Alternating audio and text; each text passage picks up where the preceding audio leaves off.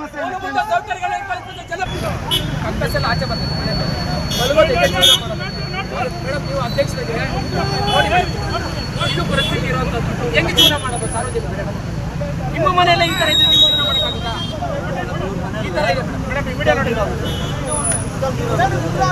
ಮನೆ ಮುಂದೆ ಹೆಂಗೆ ಮನೆ ಒಳಗೆ ಹೋಗೋದು ಇದೊಂದು ಪರಿಸ್ಥಿತಿ. ಪೂಜೆಗಳು ಆಮೇಲೆ ಡ್ರೈನೇಜ್ ಇಲ್ಲ ಮೇಡಮ್. ಪವನ್ ಕಾಲೇಜಿಂದ ಇರೋದು ಹೇಳ್ತಿತ್ತು, ಅದು ಡ್ರೈನೇಜ್ ಇಲ್ಲ ಮೇಡಮ್. ಈಗ ಒಂದು ರೀತಿಯಲ್ಲಿ ಮಾಡಿ ರೋಡ್ ಮಾಡಿಬಿಟ್ಟಿದ್ರೆ ಬಿಟ್ಬಿಟ್ಟಿದ್ದಾರೆ.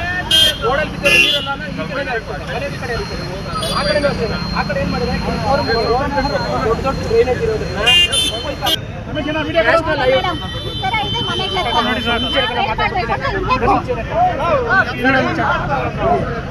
ಯಾರಾದ್ರೂ ಒಬ್ರು ಮಾತಾಡ್ರಿ.